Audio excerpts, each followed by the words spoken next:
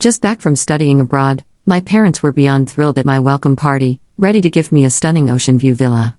But before I could even say a word, my brother's fiance quickly interjected, "Why would you give her, a girl, such an expensive villa?" Her gaze, light and dismissive, swept over me. "The baby I'm carrying has already been confirmed to be a boy. If you dare give her that villa, I won't have this child. Your family can just forget about having an heir." I listened to her words, utterly perplexed. Didn't she know Caleb was just an adopted child in our family? "Mom, Dad, I missed you both so much." Stepping out of the luxury car, I practically flew into my parents' arms. My mother, tears welling in her eyes, gently stroked my cheek. "Chloe, our empire is vast, and you just had to go study abroad. Look at you, you've gotten so thin." I knew Mom was worried, so I snuggled deeper into her shoulder. She playfully squeezed my nose and led me to the dining room. "I prepared a whole table of your favorites, just for my little foodie." My father, seeing me glued to my mother, sounded a little jealous as he raised his voice. "Chloe, since you're back, your mother and I are planning to get you a villa. Pick any one you like, Dad's paying for everything." I immediately hugged his arm. "You're the best, Dad." Father beamed, a proud grin on his face. "How about an ocean view villa at Ocean Crest Estate? You could even be neighbors with your brother." I was about to excitedly throw myself into his arms, but then Brittany, Caleb's fiancée, violently shoved her chair back. "I object.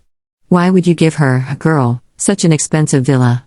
When she gets married, that house will just become someone else's property." She rolled her eyes at me, then glanced at my parents before crossing her arms and turning her head away. I'd heard about Caleb's fiancée. Even while I was studying abroad, Brittany and Caleb had been dating for 3 years, and she was already intimately familiar with everything about our family. Once, during a video call with Caleb, he'd even introduced her to me. Sitting on our living room sofa with his arm around her, we'd exchanged a few polite words. Lately, with Brittany and Caleb discussing marriage, she'd started acting like she owned the place. But even so, my parents giving me a villa didn't require her permission, did it? Still remembering how sweet and approachable she had seemed in the past, I swallowed my annoyance and asked, "What's wrong, Brittany? Pre-wedding jitters? Where's Caleb?" Brittany shot me another disdainful look, but seeing my parents' expressions darken, she quickly put on her familiar gentle facade. "Oh, Dad, Mom, please don't misunderstand. I'm saying this for the Sterling family's good. Caleb and I are getting married soon, and the company is doing so well under his leadership. There are so many places where we need money, but a villa at Ocean Crest Estate costs tens of millions. I'm just worried the family's funds might get tight. What would we do then?" Mom walked over to Brittany, gently coaxing her to sit down. "You don't need to worry about this. The money for Chloe's villa was set aside long ago. It won't affect your wedding or the company's cash flow." Father, still comforting me, cast a cold glance at Brittany, but she wouldn't let it go. "That may be true, but Caleb told me he wants to expand overseas, and the company needs a lot of capital. Even if we don't use those tens of millions, it would be better to keep them in the bank. Who gives their daughter such an expensive house? That house will just take on someone else's name after she marries. Dad, Mom, how can you be so clueless? Besides, Chloe has read so many books, she's full of sly schemes. She definitely won't treat you well in the future." Listening to Brittany's increasingly outrageous words, I couldn't help but frown. Mom and Dad exchanged silent glances. Seeing no one refute her, Brittany grew bolder. "Dad, you're retired and enjoying life now, but you really don't know how hard it is to earn money these days. If it weren't for Caleb toiling for the company, how could you live so comfortably? To be blunt, buying Chloe a villa is basically taking Caleb's money to buy her a house." Her words left me speechless. Our family business had expanded overseas years ago. I had gone abroad to study and manage that branch. Caleb was merely placed in the company by my father for experience. On the surface, it seemed like Caleb was in charge, but the real decision-making power remained with my parents. I saw my father's face darken, but before I could speak, Brittany continued. "Chloe, since you're back, I'll have Caleb arrange a position for you to get some experience. You've been carefree abroad for so many years, now that you're back, it's time to settle down. Otherwise, when you marry someone, they might think all Sterling girls are lazy socialites." That last remark hit a raw nerve with my father. After holding back for so long, he finally spoke. "Who the hell do you think you are? You're not even married into the Sterling family yet, and you dare talk about my daughter like that? Brittany, listen to me, your tantrums I can ignore, but you are not fit to criticize Chloe." Brittany froze, startled by my father's fury. It was the first time she had ever seen him so angry. Tears instantly welled up in her eyes. Chloe is like this because you've spoiled her rotten, making her uncontrollable. I know you're biased against me, a girl from a humble background. I didn't want to hear her continue, so I quickly cut in. Alright, let's talk about this when Caleb gets back. Dad, don't be angry, it's fine. I had been so happy to see my parents again, but Brittany had ruined the beautiful atmosphere. Still, out of consideration for her upcoming marriage to my brother, I didn't argue further. Caleb had always been caring since we were kids. I was sure he'd support me once he knew what happened. No sooner had I finished speaking than a familiar voice echoed from the doorway. Chloe's finally back. I looked up, my eyes bright with anticipation, just as Brittany threw herself into Caleb's arms. Feeling her distress, Caleb asked, "Brittany, what's wrong?" Brittany shed her arrogance instantly. She sobbed in his arms, glancing at me between crocodile tears. "Caleb, your mom and dad said they're giving your sister a villa at Ocean Crest Estate. How can that be right? Who spends that much on a villa for a girl? Chloe will eventually take another man's name. There are so many better uses for tens of millions." But when I tried to advise them, they yelled at me. My brother looked embarrassed. "Brittany, you can't say that. Chloe will always be part of the Sterling family. Mom and Dad were just excited to see her again. As her sister-in-law, you shouldn't fuss about it." Caleb tried to calm her while shooting me meaningful glances. I found Brittany's act repulsive and just grabbed my parents, ready to go out for dinner. As the three of us got into the car, Brittany shouted from the doorway, "Caleb, stop them. They're probably going to buy that villa under the pretense of dinner." My father's expression hardened, and he ordered the driver to head straight for Ocean Crest Estate. At the villa sales office, after a presentation from the representative, Father casually pulled out a black card and handed it over. "Chloe, what do you think of this one? Mountains, water, excellent feng shui. If you have no objections, this is the one." Watching my parents' doting faces, my eyes welled up. No matter what, they were always the ones who truly loved me. After settling on the villa, we headed straight to the city's 6-star oceanfront restaurant. No sooner had we sat down than Father received a call confirming the full payment. Then Caleb called. "Chloe, are Dad and Mom with you? Tell them to come back quickly. Something terrible has happened." We rushed home in panic, only to find Brittany and Caleb sitting on the sofa, laughing. When she saw us, Brittany immediately put on a distressed face. "Dad, Mom, I called you back because there's something important. I'm pregnant with Caleb's child, a true Sterling heir, and it's a boy." Father was the first to react, his voice trembling with excitement. "What?" He had long yearned for a male heir. Brittany, seeing his reaction, triumphantly placed an ultrasound report on the table. But just now, Caleb received a notification about a large sum of money being transferred. "I'll make this clear. Either you cancel the property you just bought, or I won't have this child. I refuse to believe the Sterling heir I'm carrying is less important than some useless girl." My parents exchanged glances, then looked at me. I looked at Caleb, hoping he would stop this madness, but he just sat there, sipping tea. My father finally spoke. "Caleb, is this what you think too?" Caleb hesitated, then said, "Dad, Brittany's emotional right now. The doctor said we have to listen to her, or it might affect the baby. Besides, she's only thinking about the family's future. What if Chloe gets tricked someday? Those tens of millions would go to someone else's family. How about this, you give me the money, and I'll rent Chloe my villa for a while." My father nearly lunged at him, but my mother stopped him. "Caleb, your father, your sister, and I are going upstairs to discuss something." Once upstairs, I spoke first. "Mom, the villa is a small matter. No matter what, we need Brittany to have this child. Let's contact the agent and cancel the purchase." Father looked at me with pained eyes, then slammed his fist on a chair. Mother turned to me, her voice steady. "Chloe, Caleb is not your biological brother." I froze. "What?" Father sighed deeply. "Caleb was adopted when he was very young. We planned the family inheritance fairly for both of you, but his behavior these past days has disappointed us deeply. He's deluded himself into thinking he controls the Sterling group." Tears welled up in Father's eyes as he hugged me tightly. "My silly child, do you think I'm sad because of Caleb? I'm heartbroken that my concern for him made me neglect you all these years." I held him, dazed. Could all those years of affection have been a lie? I was still lost in thought when Brittany's shrill voice echoed from downstairs. "Caleb, I'm so wronged.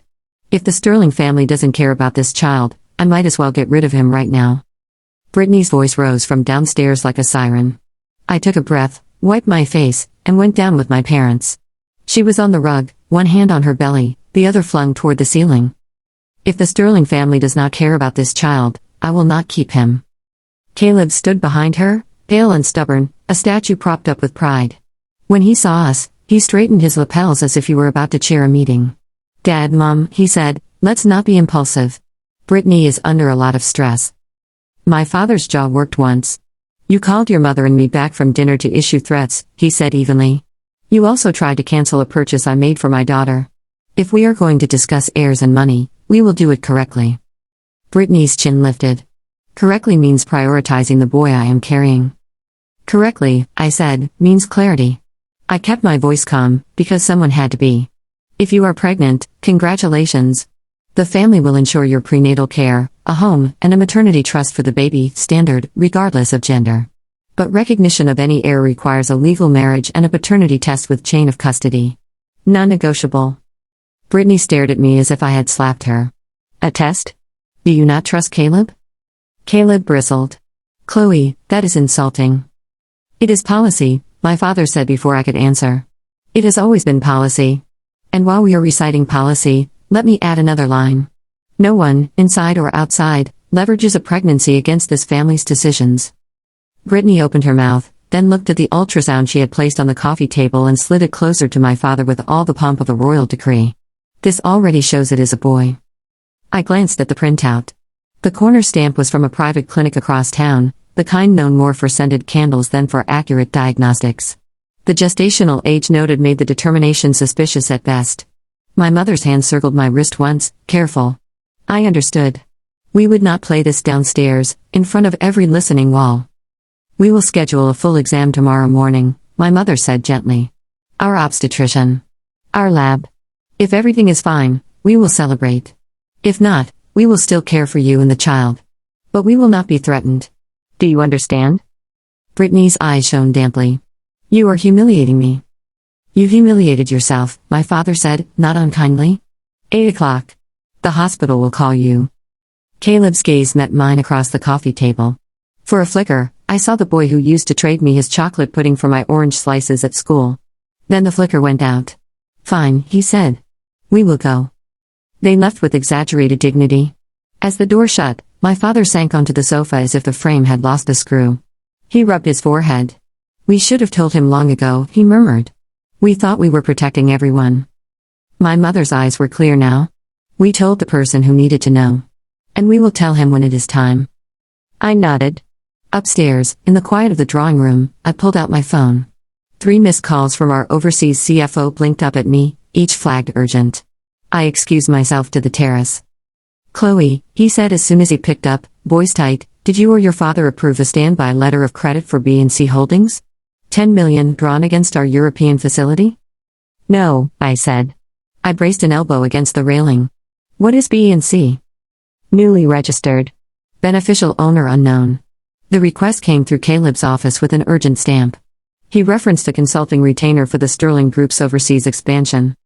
The city glittered below, each slight pricking my temper. Put it on hold, I said. Full freeze pending my sign-off. Send me the documents. I returned to the room and placed my phone on the table between my parents. Caleb tried to move 10 million out of the European facility to a shell. Name starts with B and C. My father's face stilled. Brittany and Caleb, he said softly, and that softness was the worst thing I had heard all night. He looked at me. I am calling an audit. Do it, I said. Dad, let me run point. Quietly. No noise yet. My mother touched my cheek. Take whatever you need. I did not sleep that night. I sent emails and called lawyers and told our head of internal audit to pull every paper Caleb had touched for 6 months. At dawn, I took a shower that did nothing to lift the steam of rage from my skin. When I came down, my father was already in a suit, the color of bad weather. We arrived at the hospital just before 8. The head of obstetrics met us at the door with the hush of a man used to wealthy families and high demands. Brittany and Caleb were there already. She wore a soft knit set and a halo of righteousness. Caleb had perfected the expression of a reasonable man dragged into nonsense. The doctor led us to a private suite. Routine exam, he told Brittany kindly. Blood work. Ultrasound. Non-invasive screening. The sex can be confirmed later. At this stage, we do not make definitive statements without NIPT. We will also draw blood for a legal paternity test to secure a chain of custody. She stiffened. I will not be treated like a criminal. No one is accusing you, my mother said. We are protecting you and the child. And the family, my father added. Caleb's jaw ticked. We consent, he said finally. It took an hour. We waited in a lounge that smelled of antiseptic and money. My father stared through the window and did not see the sky. My mother scrolled through messages from our head housekeeper about the villa, keys ready by afternoon, fresh flowers ordered, staff briefed, and responded with cool little thumbs-ups. I fielded 3 calls from legal and 1 from internal audit. By the time the doctor came back, my phone was buzzing again. I silenced it and stood. Everything looks fine, the doctor said. Healthy pregnancy. We have drawn blood for the non-invasive screening and paternity test. Results will take time. Time meaning? Caleb asked, impatient. Several days for the NIPT. Longer for paternity. Brittany smiled at me over the doctor's shoulder, triumphant at every minute she could hold us hostage. She took Caleb's hand. See? Healthy. We are glad, my mother said. She meant it. She always would mean it when a child's life was involved. As we were leaving, my phone pulsed again. I stepped aside to take the call. Internal audit had found the rest of the blade. Chloe, the head auditor said, B&C Holdings traces back to a trust administered by a boutique firm in a neighboring city. The registered contact? Papers rustled. A Ms. Brittany Cole. I closed my eyes for a beat, then opened them. Document everything. Preserve emails. Pull access to capital transfers from Caleb's credentials now. Done 15 minutes ago, he said. Also, there is a draft memo on Caleb's drive proposing a strategic partnership with Westline Clinics. What kind of partnership? Acquisition at a premium. Westline's majority owner is Maya Cole, Brittany's aunt. The elevator doors parted with a polished chime. My parents stepped in with me. We are going to the office, my father said. No more waiting. At headquarters, the air was brisk with the smell of coffee and caution. Word travels through a company like rain through old brick, some of it leaks, some of it settles in the seams. Senior managers gathered in the conference room, faces composed in the particular way people wear when they sense a storm and hope the lightning chooses someone else. Caleb arrived with Brittany at his side, chin high as a flag. He looked surprised to see the board secretary there, and our general counsel, and the head of internal audit with a folder thick enough to serve as ballast. My father took his seat at the head of the table and did not waste language. We will be brief. Transfers to an entity controlled by Brittany have been attempted from our overseas facility. A proposed acquisition of Westline Clinics, owned by Brittany's aunt, was drafted without disclosure. Effective immediately, Caleb is suspended from all financial authority pending an independent review. Brittany made a sound like a cork leaving a bottle. Suspended? For paperwork? We are building a future for your son. Suspended, my father repeated. If you speak again over me, you will leave this room. Caleb's mouth opened, then shut. His eyes cut to me. You did this, he said softly. I asked for a fax, I replied. The facts were loud. One of the directors cleared his throat. He had been with the company since before I was born and had a talent for being precisely on the side of whatever wind was most likely to blow. With respect, he said, this is a family matter. Perhaps we pause. My mother's gaze turned to ice. A family matter became a governance matter the moment funds started moving. There is no pause. Caleb's composure cracked. For years, he said, voice rising, I have been the one in the office until midnight. I have watched the numbers, met clients, taken the blows you two could not be bothered to. He flicked a hand toward me. Chloe Swan's back from her tour abroad and you buy her a villa. A villa? What message does that send? That my daughter came home, my father said. And that her home is here. Caleb laughed once, brittle. You never intended to give me control, did you? No matter what I did. My father looked at him for a long time. You want the truth? He asked at last. He stood. Here is the truth. He did not look at the directors when he said it. He looked at his son. You were adopted, he said, voice weathered but steady. You were not a family project, Caleb. You were our child. You are our child. But this company was not created to feed anyone's entitlement. We planned a fair division. We would have honored it. This, your maneuvering, your willingness to be led by someone who sees our name as a bank, has forced our hand. The room went perfectly silent. The only sound was the HVAC humming like a held breath. Brittany's face went slack, then pinched, then carefully composed again with an edge I had never seen in daylight. Adopted, she said, as if testing the taste of the word. She let out a little laugh. You see, Caleb? They never saw you as theirs. You thought I was cruel, but I knew. Caleb flinched. You knew?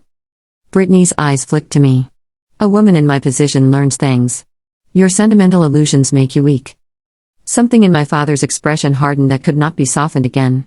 Get out, he said to her. I am pregnant with your heir, she retorted. You are pregnant with a child, my mother said. If he is our grandchild, he will be cherished and protected. But you will not use him as a cudgel. Security will escort you out if you do not leave now. Brittany stared at the two of them as if they had shifted shape. Then she lifted her chin. Fine. But you are making a mistake. She turned to Caleb. Are you coming? He stood very still. For a moment, I thought he would reach for her hand as he had in every hallway and dinner and party since they began. But he did not. His eyes were wide and lost. I need a minute, he said. She went alone. The door closed. Somewhere beyond the glass, phones rang and the real world ticked on. My father slid the audit folder across the table. You will answer these findings by tomorrow, he told Caleb. In writing. Caleb did not take the folder. He looked at me instead, and grief and fury braided together in his eyes. You could have told me, he said. I was 12 the first time you defended me on the playground, I answered softly. I have spent years defending you in rooms you never saw. We were always going to tell you. We needed the right moment. You and I could have weathered anything together. But you chose her voice over your own. He swallowed hard. I did not choose robbery. No, I said. You chose the kind of love that lets robbery feel like loyalty. We adjourned. The directors dispersed with relief disguised as solemnity. Our general counsel remained behind and outlined steps I already had on my list. Temporary signatories. External review. PR lines in case any of this leaked. He promised me a draft by afternoon. I promised him my edits before the ink dried. On my way back to my office, the receptionist stood, hesitated, and held out a manila envelope. This came by courier, she said. Marked private. No sender. It was heavier than it looked. I closed the door and slid a letter opener under the flap. Inside were 3 things. A copy of a marriage certificate. 2 years old. County seal unmistakable. 2 photographs. In the first, Brittany in a plain white dress, smiling in a way she never smiled unless a camera asked her to. In the second, Brittany and a man I had never seen leaning against the hood of a car, cheeks pressed together as the sun died behind them. The last item was a note on lined paper written in a small, clean hand. You do not know me. My name is Tessa Vaughn. I am writing because my brother refuses to let his divorce be finalized. He says the woman he married disappeared and then reappeared engaged to someone else. He sent me the enclosed. I do not want your money. I want the man who thought he had a wife to be told the truth. If you are the sister of the man she is now engaged to, you deserve the truth too. I read the note twice. The name on the marriage certificate was clear enough. Brittany Cole. The groom, Derek Vaughn. A slow, quiet heat rose in my chest. I called security and asked them to pull visitor logs from the last month and find out when Brittany had been in and whom she had met. Then I called legal and told them to add another line to their afternoon list. By the time I looked up, my mother was at my door. She closed it behind her and leaned against the frame, watching me. Your father is in his office, she said softly.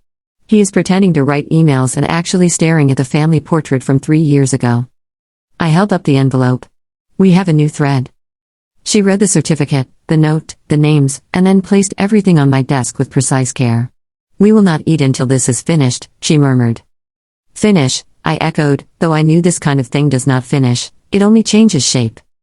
Her eyes moved to mine. You are steady, she said. I knew you would be. What happens to him, I asked, if all of this is true? Caleb? She exhaled. He will either come home to himself, or he will walk so far he cannot see the door. I cannot open it for him. I nodded.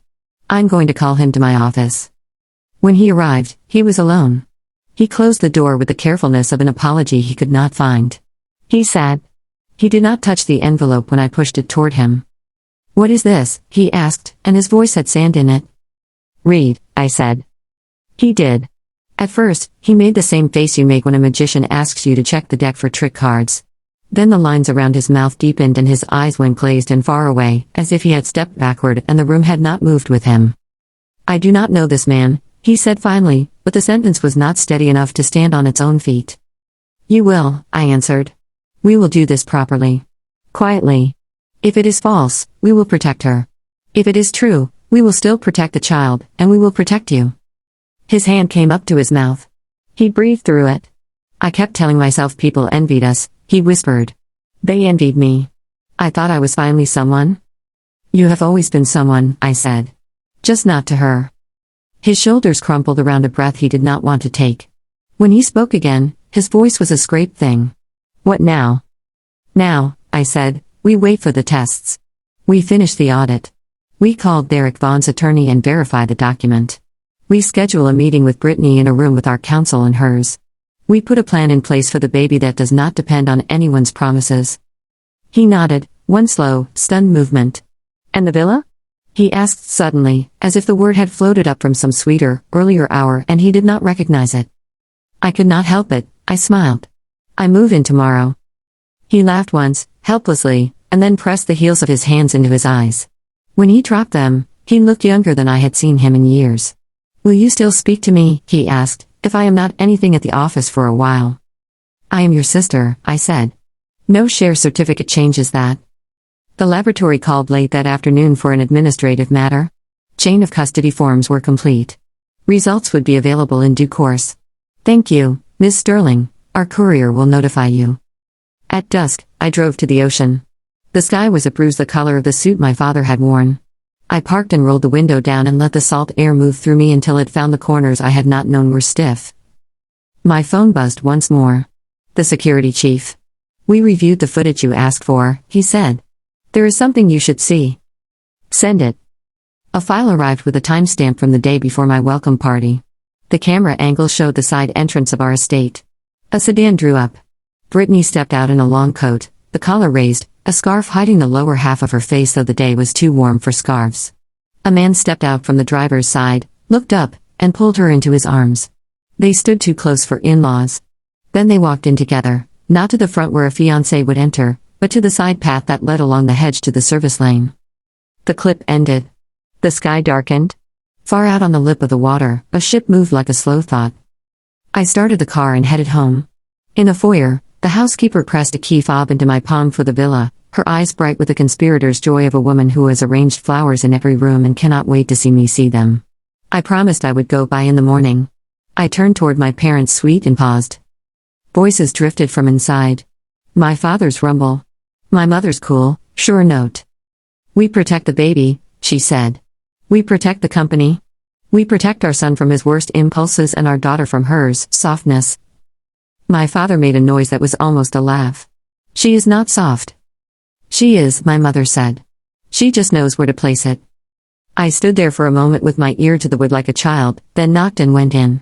We ate together at the small table by the window with the city winking in the distance, three people who had weathered embarrassment and threat and the tender, ugly parts of love across a single day and somehow still found enough warmth to pass the bread. When we finished, I walked to the window and looked out at the lights. My phone lay face down on the table, quiet for once, and then it was not. 2 messages, one atop the other. The first from the lab, NIPS sample received. Results queued. Estimated release, Friday. The second from an unknown number. Do not do this. If you test me, I will make sure you never see the child. You do not know what I can do. No signature. She did not need one. I turned the screen so my parents could read it, then placed it face down again and felt, in the center of my chest, a stillness as clean and cold as winter water. I did not reply to the message. Instead, I forwarded it to legal and security, flagged it for harassment, and set my phone down like a gavel. We would not bargain with shadows. Friday arrived the way verdicts do, without hurry, without pity. We assembled in the small conference room off my father's office, my parents, Caleb, our general counsel, the head of internal audit. The blinds were half closed, slicing the morning into deliberate strips. Brittany had been asked to come with counsel at noon. At 10:30, the lab called. NIPT is normal, the geneticist said, voice professional and careful. Low risk. Fetal fraction adequate. Fetal sex, female. My mother's breath caught, just once. The doctor continued, regarding the legal paternity test, with the mother's chain of custody sample and the fetal DNA signal, we can already exclude Mr. Sterling as the biological father with high confidence. Confirmation when the full panel completes. Caleb's jaw flexed, but he didn't argue science. As I hung up, security pinged me. The man in the side entrance footage had been identified and matched to visitor logs. Derek Vaughn, owner of a small logistics firm. Last month, 3 visits to our estate while Caleb was on site visits out of town. The courier who brought the marriage certificate? Hired by a woman matching Tessa Vaughn's photo. She'd waited in the lobby until the receptionist confirmed I had the envelope. Evidence arrives like heavy rain. You don't try to catch it. You stand under the eave, watch it hit the ground, and decide where you're willing to get wet. Thank you, I told security. Ask Mr. Vaughn and his attorney to be available by phone at noon. The head of internal audit slid a thinner, crueler folder across the table. We traced more than the letter of credit, he said. Director Lang has been advising Caleb off the books. He's the one who introduced Westline clinics and drafted language to route fees through B&C. Lang's spouse sits on Westline's advisory panel. Undisclosed. Director Lang, the same man who'd urged pause. I felt, absurdly, grateful for how neat the circle closed. It is a relief when snakes bite in a straight line. My father's eyes went the color of a winter sea. Call the full board, he told the secretary. 3 p.m. emergency session. Caleb spoke for the first time in an hour. I thought he was helping me, he said, and the words were small. He told me. I was always behind, and this was how you prove you deserve what you were given. What you are given, my mother said gently, you prove by how you protect it. Not by how you spend it. He nodded once, as if the sentence had driven a nail into the table he could anchor himself to. At noon, Brittany swept in with a lawyer and a perfume that tried too hard. She took the chair across from me and arranged her hands over her stomach like a saint on a fresco. I did not begin with the lab. Before we start, I said, I want to be precise about the lanes here. There are 4. Her chin tilted, defensive and poised. 4? Corporate governance. Criminal fraud. Family. And maternity. I tapped the documents stacked by category. We will keep them separate, even if you try to tangle them. Her mouth twitched. You think you're clever. I think we are finished with improvisation. I turned to legal. Please note the following findings for the record. We walked through the transfers and attempted transfers. The shell. The undisclosed relationship with Westline. Director Lang's involvement. Suspensions to be formalized at 3 o'clock. Independent review engaged. Brittany's lawyer raised objections like placeholder flags. Our general counsel answered them like a man filing away weather. Then I placed the marriage certificate on the table. Is this you? I asked. Brittany didn't even glance down. Of course not. Our counsel turned the certificate so that her lawyer could study the seal. We have already verified the county stamp, he said. The clerk will confirm under oath. The photographs enclosed with the certificate match Ms. Cole's appearance. We also have footage of Ms. Cole meeting Mr. Vaughn at the Sterling's private entrance 3 times in the last month. It was a cousin, Brittany's lawyer said. The resemblance is extraordinary. Then your cousin also texted my client, I said, and slid the printed thread across the table. From the same prepaid number we traced to the clinic parking lot. We do have to thank you. The carrier records made it trivial to place Ms. Cole in the lot the morning she announced a boy. Something fissured in Brittany's expression. You people are monsters, she whispered. You put trackers on me? No, I said. We put cameras on our gates. You walked in front of them. My mother lifted a hand. Enough. We are not here to humiliate you, Brittany. We are here to protect a child and a company. My father's voice followed, quiet and even. And a family that is not a bank. The lawyer reached for his briefcase, prepared to posture. I raised a palm. One more item, I said. The lab called. Your test shows a healthy pregnancy. Fetal sex is female. Brittany went very still, like a deer trying to melt into a tree. And the preliminary paternity panel excludes Caleb. The silence that fell then wasn't the dramatic kind people write about. It was the practical kind, the sort that happens in kitchens at 3 in the morning when someone sets down a glass too hard and it doesn't break and you all look at it anyway. Brittany's lawyer recovered first. Preliminary is not final. True, I said. Which is why, to protect you from accusations and to protect the child's future, I've asked Mr. Vaughn and his attorney to be on standby. I tapped my phone. The speaker came alive. A male voice, strained and cautious, said hello. Then a woman, the same small, steady voice from the note. Tessa. We stayed on facts. Dates. Addresses. The time Brittany had disappeared for a spa weekend and come back with new jewelry and a new story. The open divorce petition. The failure to serve papers because the respondent could not be found under either name she used. Our counsel handled it like a surgeon who had already seen the scans. When he finished, there was not much left to argue about. Brittany stood, too fast. Her chair tipped, clattered, kept clattering until the sound felt obscene. "You planned this," she hissed. "You all planned to take everything from me." "No," I said, and this time I let my soft show. "We planned to stop you from taking everything from us." Her eyes glossed over and sharpened again in the same breath. She looked at Caleb, not at me. "You won't let them do this," she said. "You love me." I expected my brother to fold the way he always had, under a plea, under a story, under the fear of being nobody again. He didn't. He looked at her as if he were finally seeing the proof under fluorescent light. "I loved who I thought you were," he said quietly. "I won't love the cost of you." Brittany's lawyer gathered their papers. "We are leaving," he announced. "Before you do," our counsel said, professional to the end, "kindly note that the threats to interfere with family access and the attempt to leverage a pregnancy for financial gain are now part of the record. We will seek a protective order to ensure medical care and a trust for the child that is not contingent on your cooperation." Brittany flinched, not at the order, I realized, but at the word trust. It meant the one thing she had tried to turn into a cudgel was already being laid down as a promise to someone smaller than all of us. She left without looking back. The door closed with the sound of choices. At 3, the board convened. Director Lang attempted one last velvet shuffle. The conflict documents answered him. He resigned before the vote could become a public firing. The suspension of Caleb's financial authority became official, temporary, and absolute. Then my father did something no one was expecting. He stood at the head of the table and placed both hands on the wood that had carried every fight our family had ever survived. "Effective immediately," he said, "I'm stepping aside as executive chair." A murmur rose, shocked and ravenous. He lifted a hand, and it died. "The trust created by my mother names a successor upon my retirement or removal," he continued. "That successor must be domiciled in a family property and bear primary legal responsibility for the overseas expansion. Both conditions have been met." Eyes swung to me so fast I could feel the air move. My father turned to me then, not theatrically, not even ceremonially. Simply, like a man setting down a weight where it had always been meant to rest. "Chloe Sterling," he said, and his voice was not weathered now. It was warm. "Chairwoman." For a heartbeat, I heard nothing but the same ocean I'd listened to from my car 2 nights ago. Then the room moved. The board secretary read the clause. Our general counsel nodded. Votes were called not because they were required, but because men like to believe they have blessed what the paper already decided. I took my seat. It fit. Not like a crown. Like work.